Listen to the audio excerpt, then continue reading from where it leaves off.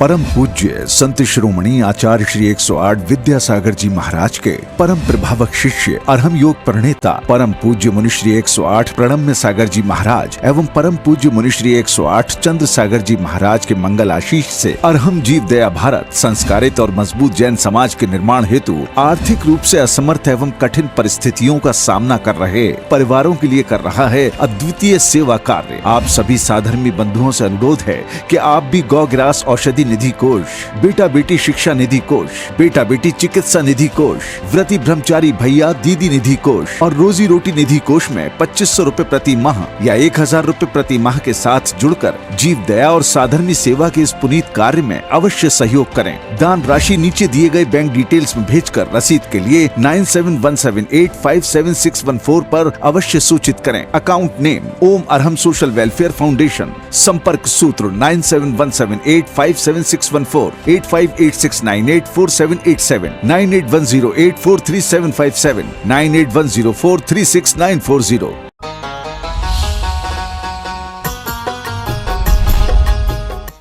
इस कार्यक्रम के पुण्यार्जक हैं प्रणम्य वाणी देवदूत। प्रणम्य गुरु की वाणी पहुँचे घर घर, सम्यक ज्ञान प्रभावना होवे घर घर। सभी प्रणम्य वाणी देवदूत के पुण्य की बहुत बहुत अनुमोदना। मात्र 12,000 रूपए वार्षिक सहयोग राशि प्रदान कर प्रणम्य वाणी देवदूत बने। अधिक जानकारी के लिए संपर्क करें। सीए राजेंद्र भूता, डॉक्टर मंजुला भूता, गौरव कारिया, सोनल कारिया, मेहर कारिया, रवि राजेंद्र भूता, डॉक्टर शीतल भूता, श्रिया भूता, जिनास्ता भूता, बोरीवली मुंबई। गुरु चरणों में समर्पित गुरु भक्त परिवार, मुंबई महाराष्ट्र।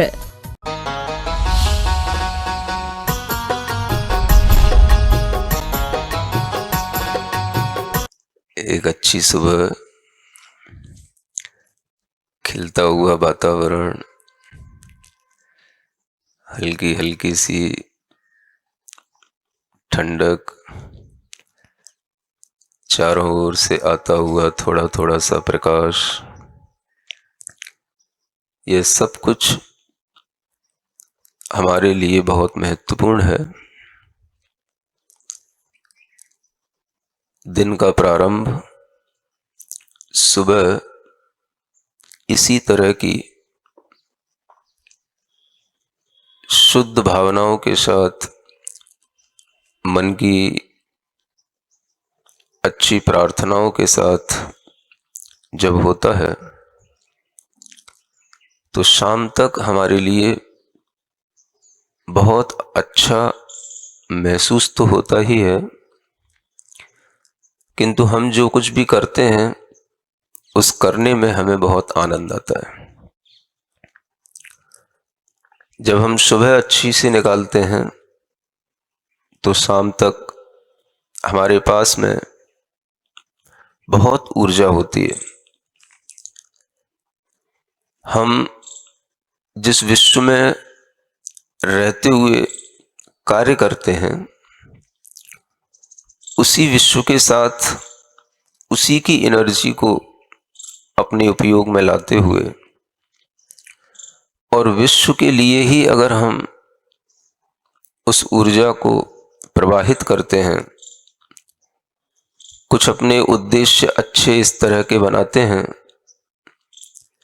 कि हम न केवल पढ़ रहे हैं, न केवल डिग्री ले रहे हैं, न केवल आगे बढ़ रहे हैं, बल्कि हम अपने लिए भी बहुत अच्छा कर रहे हैं और दूसरों के लिए भी अच्छा करेंगे। लाइफ का एक बहुत बड़ा पर्पज ये होना चाहिए। ज्यादातर लोग लाइफ को डिजायर के साथ जीने की कोशिश करते हैं, लेकिन जो ग्रेट पर्सन होते हैं वो लाइफ में एक पर्पज रखते हैं। अगर लाइफ का कोई पर्पज है तो लाइफ पर्पजफुल है। Purpose of life is a life of purpose. अगर हम केवल डिजायर के साथ जीते हैं तो लाइफ तो पूरी हो जाएगी, लेकिन एक पर्पजफुल लाइफ जीने का जो हमारे अंदर एक सेटिस्फेक्शन आना चाहिए वो नहीं आएगा। सुबह उठने के बाद जब हम भगवान की, अपनी आत्मा की, अगर हम थोड़ी सी भी इस तरह से चिंता करते हैं कि हम अपने लिए पहले कुछ अच्छा करें, हम भगवान को सामने ना भी लाएं तो कोई बात नहीं, क्योंकि हमारी आत्मा ही खुद भगवान बनने की क्षमता रखती है।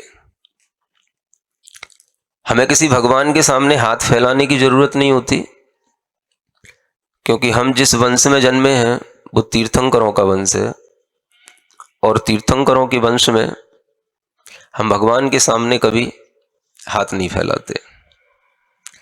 हम भगवान के सामने हाथ जोड़ तो लेते हैं इसलिए क्योंकि जिस तरह से आपने स्वयं को प्राप्त किया है, अपने अंदर सब कुछ, नॉलेज से लेकर के ब्लिस तक सब कुछ आपने जैसे गेन कर लिया है, ऐसे ही हम भी करना चाहते हैं।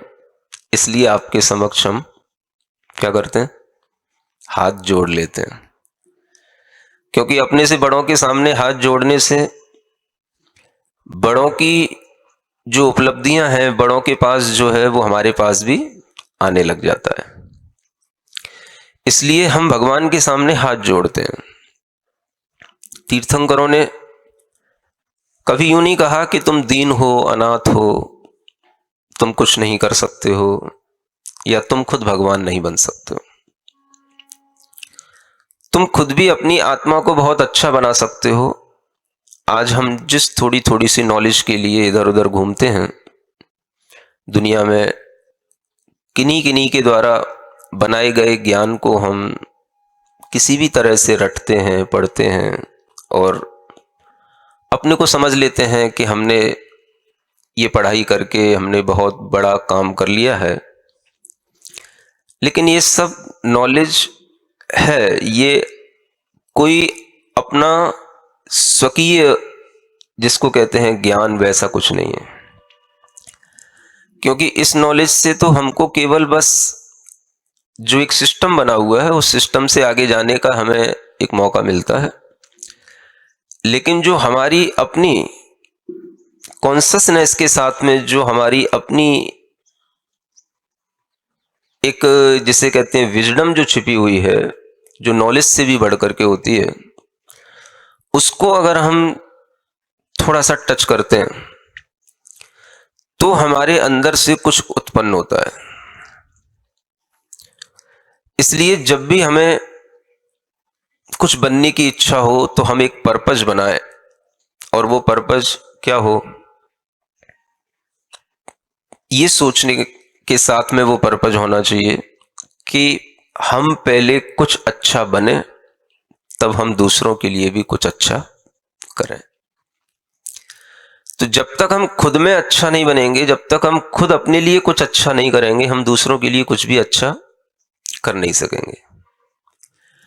तो ये शुरुआत यहां से होती है कि हम अपने लिए पहले अच्छा करें।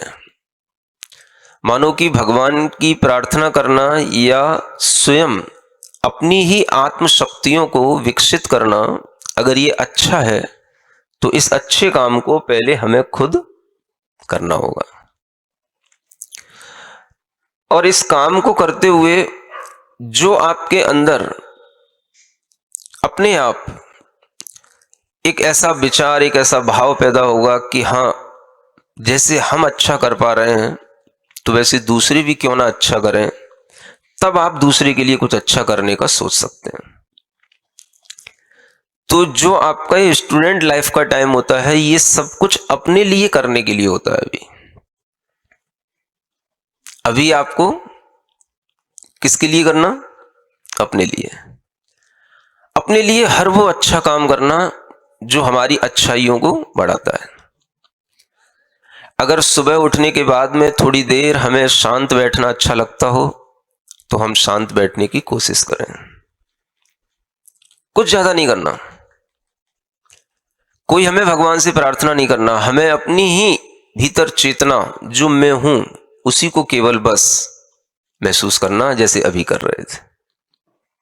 ये शांत बैठना भी बहुत बड़ी प्रक्रिया है अपने आप को आगे बढ़ाने की, क्योंकि जितना आपका दिमाग शांत होगा उतना वो अच्छे तरीके से काम करेगा।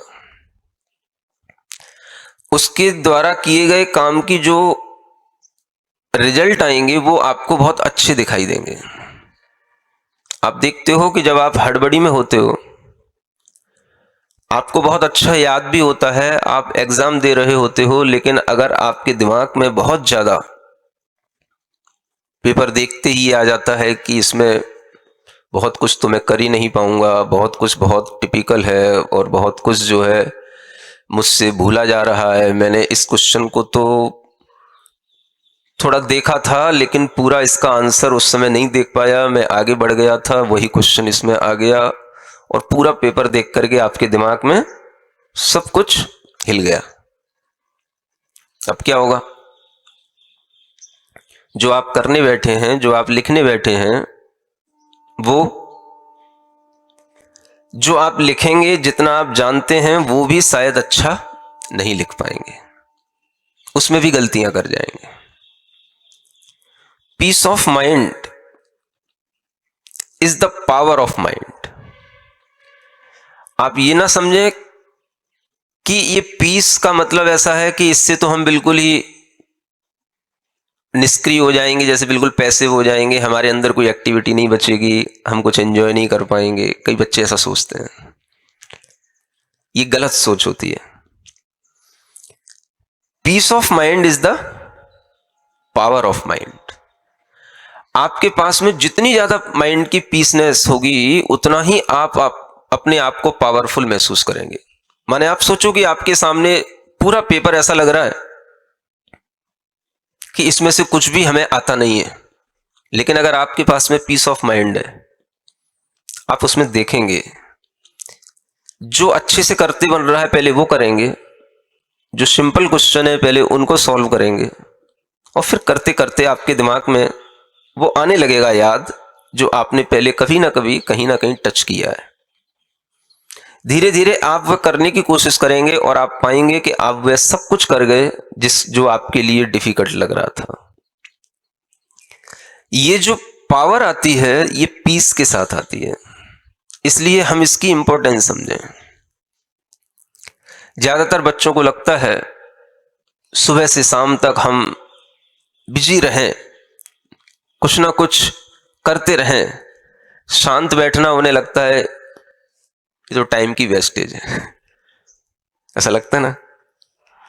लेकिन हमें थोड़ी सी अपनी थिंकिंग को चेंज करना पड़ेगा। शांत होना थोड़ी देर के लिए, 10-10 मिनट के लिए भी अगर हम दिन में एक बार 2 बार ऐसा कर पाते हैं तो समझो कि हम अपने आप को बहुत पावर दे रहे हैं और यही पावर हमारे लिए आगे काम आने वाली है। जैसे दिन भर काम करने के बाद में सोना टाइम की वेस्टेज नहीं है। जब हम स्लीपिंग पोजीशन में होते हैं तो वो हम टाइम वेस्ट नहीं कर रहे होते, वो क्या कर रहे होते हैं, अगले दिन काम करने के लिए हम एनर्जी गेन कर रहे होते हैं। ऐसे ही कई बार ऐसा होता है कि सोने से हमारा ब्रेन भी एकदम से थकान से रहित हो जाए, जरूरी नहीं होता। लेकिन जब आप इस तरह से थोड़ा सा मेडिटेशन की आदत डालते हैं, थोड़ा सा आप शांत बैठने की कोशिश करते हैं, थोड़ा सा आप नेचर के साथ में अपने आप को एकमेक करने की कोशिश करते हैं, तब आपके पास में पीस भी आती है, पावर भी आती है। और ये दोनों चीजें हमें आगे बढ़ने के लिए बहुत जरूरी हैं। जब हम आगे बढ़ते हैं तो हमारे साथ में हमारे विचार चलते हैं। हम बहुत सारे विचारों के साथ में जब अपने आप को महसूस करते हैं तो हमें लगता है कि हमारे सिर के ऊपर चिंताओं का बोझ बढ़ रहा है। इन विचारों से बाहर निकलने के लिए या इन विचारों में अपने आप को परेशान नहीं होने के लिए आचार्यों ने हमें बहुत अच्छी अच्छी चीजें दी हैं। वो चीज क्या है? एक विचार है अनेकांत का विचार। क्या बोलते हैं? आपने कभी सुना? क्या बोलते हैं? अनेकांत। अनेकांत के विचार का मतलब है कि हमारे सामने बहुत सारी चीजें होंगी। अनेक, अंत माने उसके गुणधर्म, अनेक तरह के पहलू, अनेक तरह के सोचने के तरीके, अनेक तरह के लोग, ये सब हमारे सामने होंगे। अनेकांत होगा हमारे सामने हर जगह। मानो कि अगर हम अपने घर में हैं तो भी हमारे सामने बहुत सारे लोग होते हैं, और उनके कारण से भी हमारे अंदर बहुत सारे विचार आते हैं, और ये भी लगता है कि ये भी अपनी अपनी अपेक्षा से कुछ ना कुछ हमारे लिए सोच रहे हैं, और हमारे भी सोचने का तरीका उनकी अपेक्षा से कुछ ना कुछ बन जाता है। अनेक चीजों के बीच में, अनेक लोगों के बीच में, अनेक तरह की परिस्थितियों के बीच में रहना, ये हमारा धर्म है। क्या है ये? ये हमारा धर्म है, क्योंकि अनेकांत हमारा क्या है? धर्म है।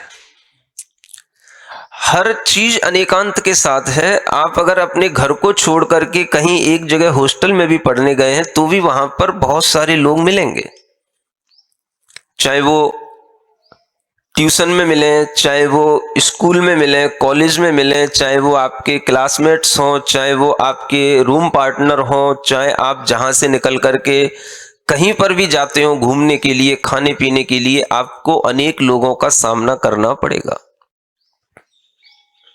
अनेकों के बीच में रहना, चाहे वो अनेक विचार हों, चाहे अनेक व्यक्ति हों, चाहे अनेक तरह की परिस्थितियां हों, इसका नाम क्या है? अनेकांत।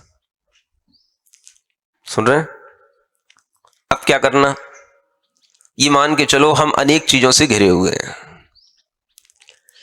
अब इन अनेकों के बीच में से मुझे अपने लिए जो कुछ भी चूज करना है, बस उसको देखना है, और उसको देखने के लिए एक अपेक्षा अपने अंदर रखना है कि हम इसको किस एस्पेक्ट में देख रहे हैं। क्या देख रहे हैं? किस एस्पेक्ट में हम उस चीज को देख रहे हैं। मानो कि आप यहां बैठे हो, है ना, एकदम से धूप सामने से आ गई, ठीक है ना। अब आपको लग रहा है कि ये धूप हमारे लिए परेशानी पैदा कर रही है, ठीक है ना। अब हम यहां अगर बैठे हैं तो धूप का आना स्वाभाविक है। हम जहां बैठे हैं वहां अनेक चीजें हैं हमारे आसपास। कुछ हवाएं ऐसी चल सकती हैं जो हमारे लिए हो सकता है अच्छी हो सकता है ना अच्छी हो। हमारे सामने धूप का वातावरण आ गया, हमारे सामने इस तरह से कोई भी ऊपर से कोई भी चीज गिर करके हमारे ऊपर आ सकती है, कुछ भी हो सकता है। हम जहां बैठे वहां पर भी अनेक चीजें हैं। समझ आ रहा है? अब आप ये कभी नहीं सोच सकते कि हम केवल अनेक से हट जाएं और हम केवल बस कहीं भी किसी भी कमरे को लॉक करके अपनी एक अकेली जिंदगी जी लें। ये कभी नहीं हो सकेगा। समझ आ रहा है? कमरा बंद भी कर लोगे तो थोड़ी देर बाद कोई ना कोई खटखटाने आ जाएगा, कमरा सुबह से शाम तक बंद क्यों है? क्योंकि आप अनेकों के बीच में हैं। ये अनेकांत है। अब इस अनेकांत में जो कुछ भी आपके सामने होगा उसमें आपको यह देखना ये किस अपेक्षा से हमारे लिए सही है और किस अपेक्षा से हमारे लिए गलत है। ये अपेक्षा के साथ में अगर हम विचार करते हुए चलते हैं तो हर चीज दुनिया में अपेक्षा मतलब एक रिलेटिविटी के साथ चलती है। इसको थ्योरी ऑफ रिलेटिविटी आइंस्टाइन ने जो कहा वो इसी अनेकांत के सिद्धांत पर कहा। आइंस्टाइन के जीवन की घटना है, जब वह इस थ्योरी ऑफ रिलेटिविटी पर कुछ सोच रहे थे, कर रहे थे, तो उनकी ही जो पत्नी थी उसने कहा ये आप क्या हमेशा ये थ्योरी ऑफ रिलेटिविटी हर चीज में घटित करते रहते हो, ये क्या भला है? तो वो उसको एक नदी के किनारे ले गए। बोले अपन इस नदी के इस किनारे पर टहलते हैं।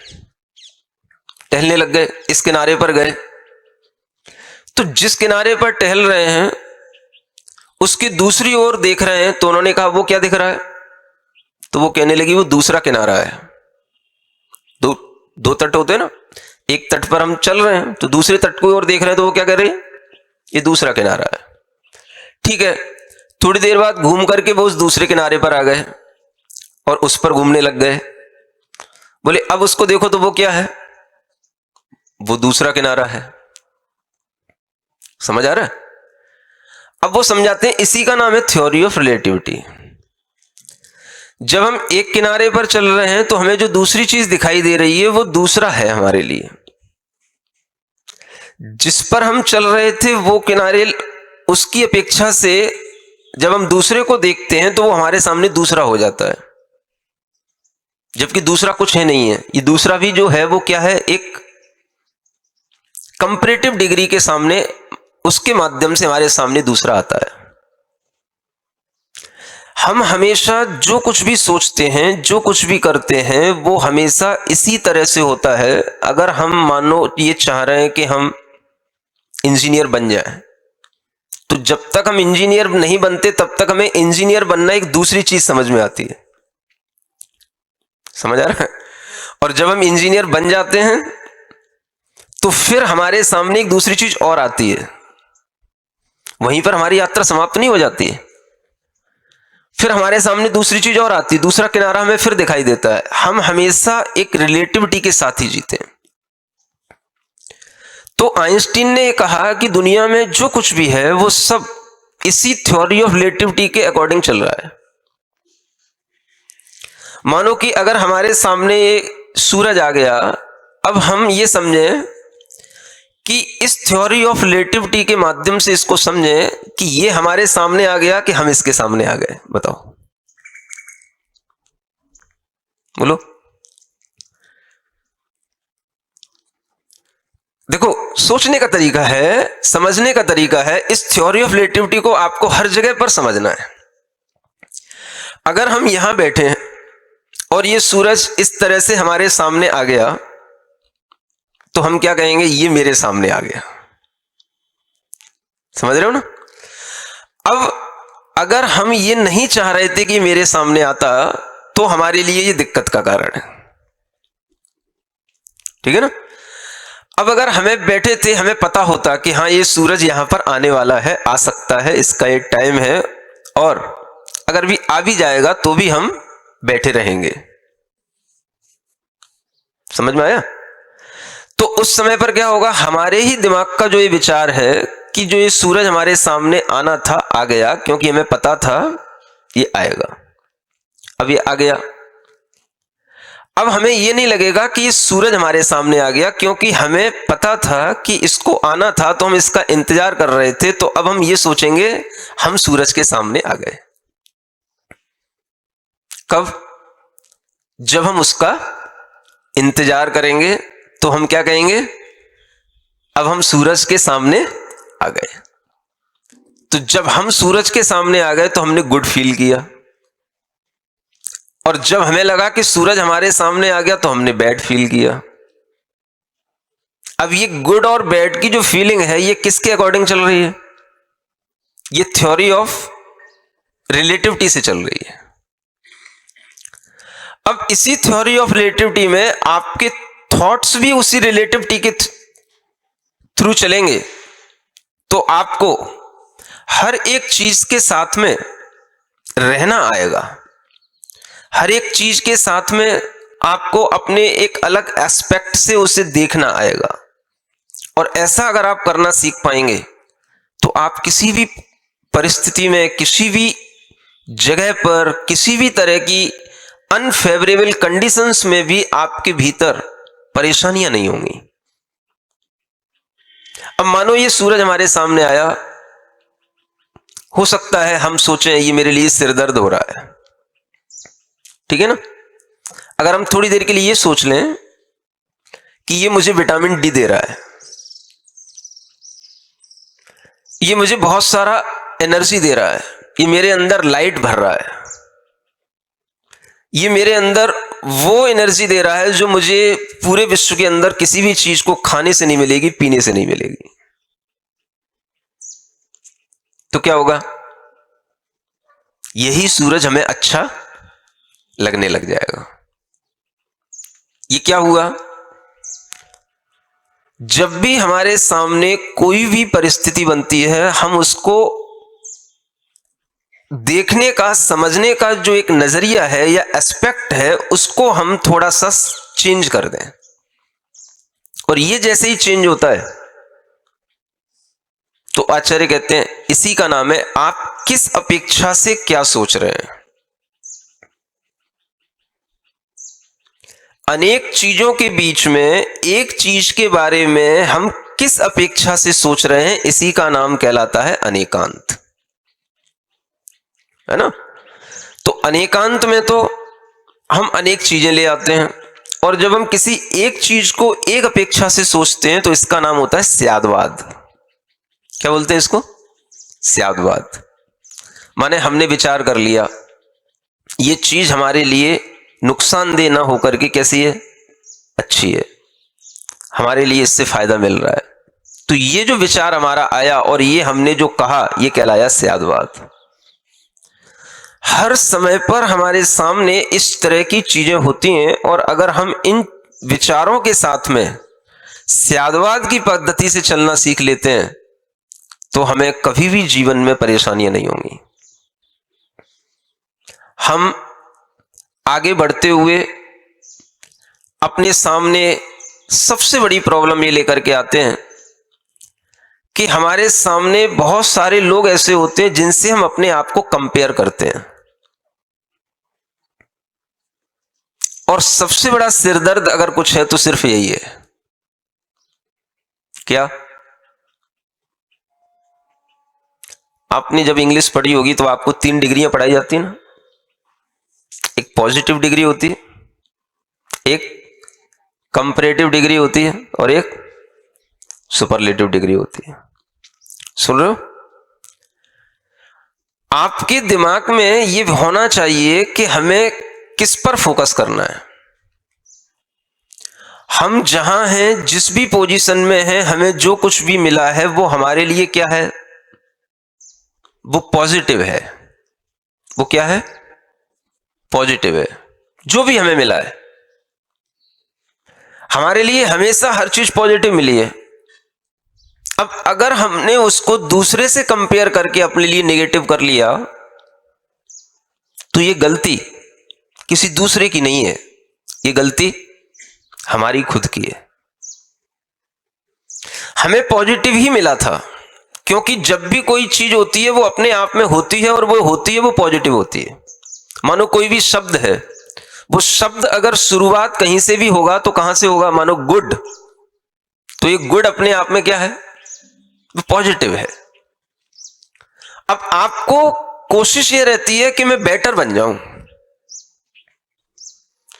इसलिए आप हमेशा यूज करते हैं हमने बेटर परफॉर्मेंस की, हमारे अंदर बेटर क्वालिटी हो रही है, हम दूसरों से बेटर हो रहे हैं।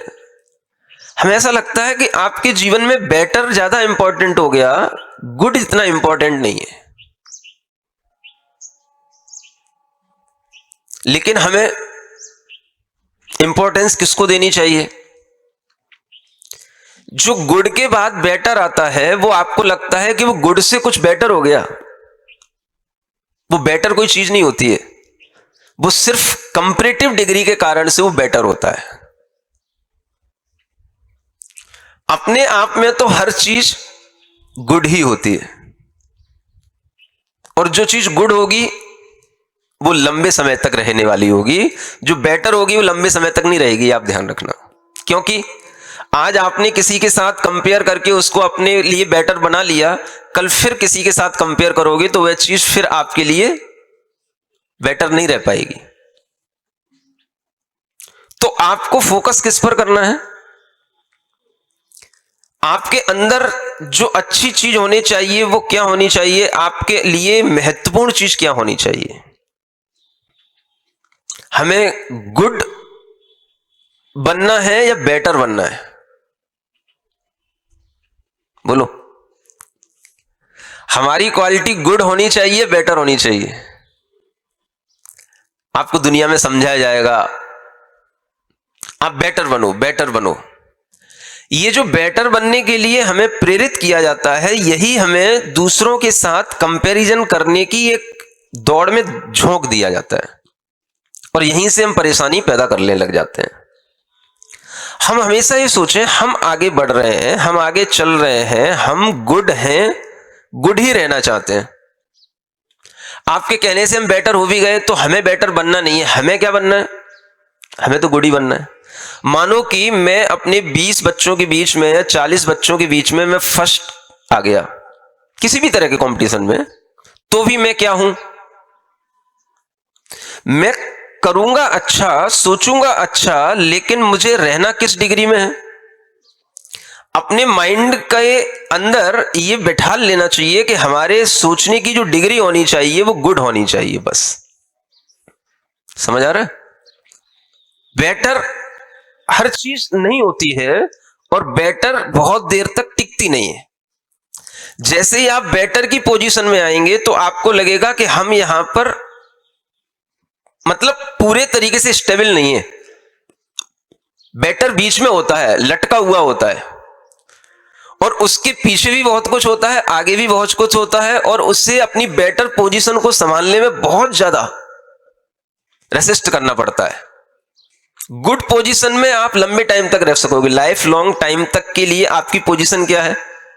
गुड है। मानो अगर आपने कोई भी एग्जाम क्लियर कर लिया, आप किसी भी अच्छी कंपनी में जॉब करने लग गए, तो आप अपने अंदर क्या समझो, ये हमारी गुड पोजीशन है। अगर आप बेटर जैसे ही अपने अंदर महसूस करेंगे, आपको किसी ना किसी से अपने आप को कंपेयर करना होगा, और कंपैरेटिव डिग्री के साथ में आपके लिए परेशानियां पैदा होंगी।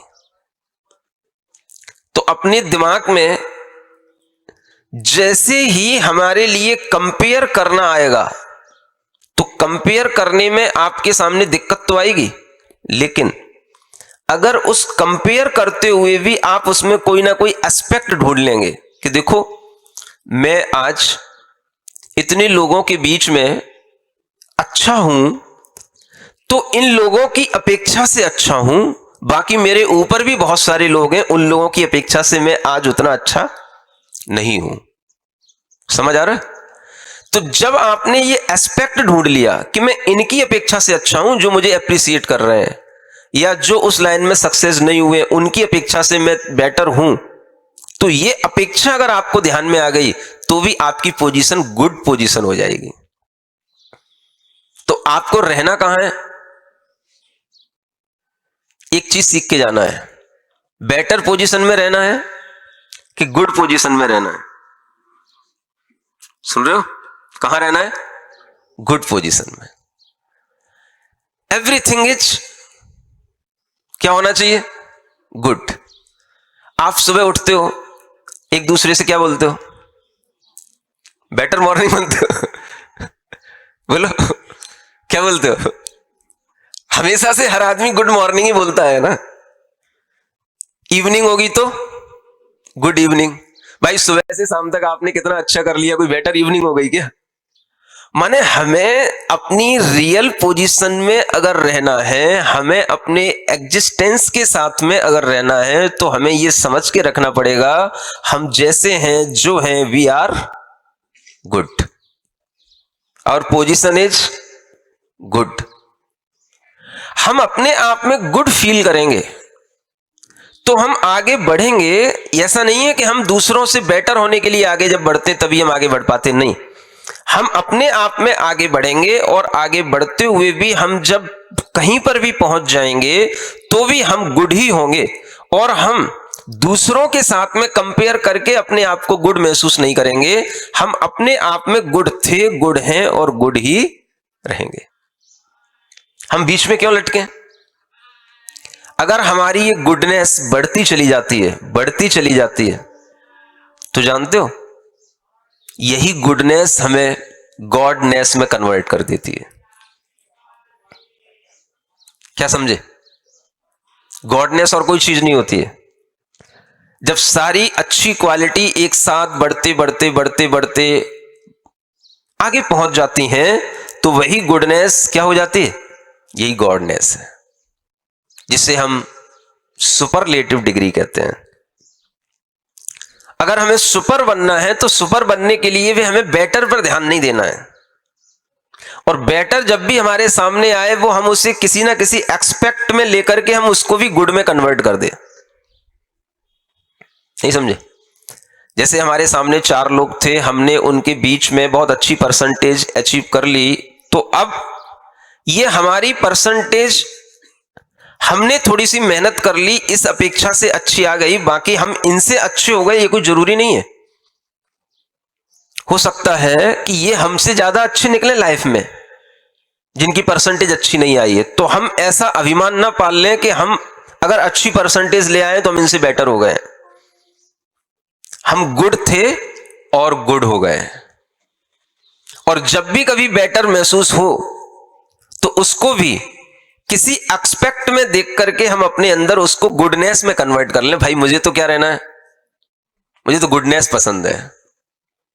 एवरी मॉर्निंग गुड होनी चाहिए, एवरी इवनिंग गुड होनी चाहिए, एवरी नाइट गुड होनी चाहिए। सुन रहे हो? जब आप good morning, good evening, good night इस सेंस में रहोगे तो यही शब्द आपको अगर इवनिंग में, मॉर्निंग में, नाइट में याद आ जाएंगे तो आपका जो एक भीतर से एंजाइटी का जो लेवल है वो अपने आप डाउन हो जाएगा। आप अपने मन में अपने आप जो है एक भीतर से पीसफुलनेस ले आएंगे, जब आपको ये महसूस होगा कि नहीं, हमें क्या बनना है, हमारी सारी क्वालिटी हमको गुडनेस के साथ ही हमारे अंदर महसूस होती हैं, और यही गुडनेस हमारे जीने का तरीका होना चाहिए। तो इस गुडनेस को हम आगे बढ़ाएं।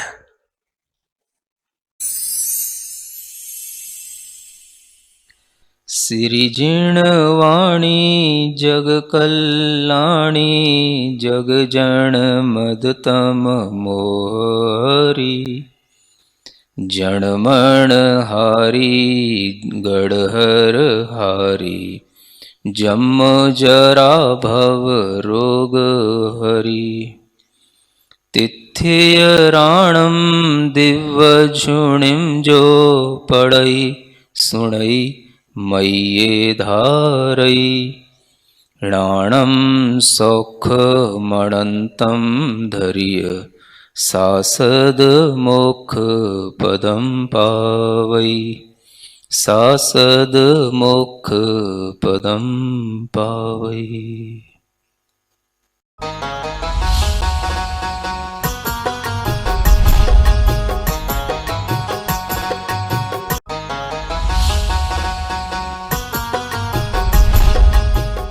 इस कार्यक्रम के पुण्यार जग थे प्रणम्य वाणी देवदूत। प्रणम्य गुरु की वाणी पहुंचे घर घर, सम्यक ज्ञान प्रभाव न होवे घर घर। सभी प्रणम्य वाणी देवदूत के पुण्य की बहुत बहुत अनुमोदना। मात्र 12,000 रुपए वार्षिक सहयोग राशि प्रदान कर प्रणम्य वाणी देवदूत बने। अधिक जानकारी के लिए संपर्क करें।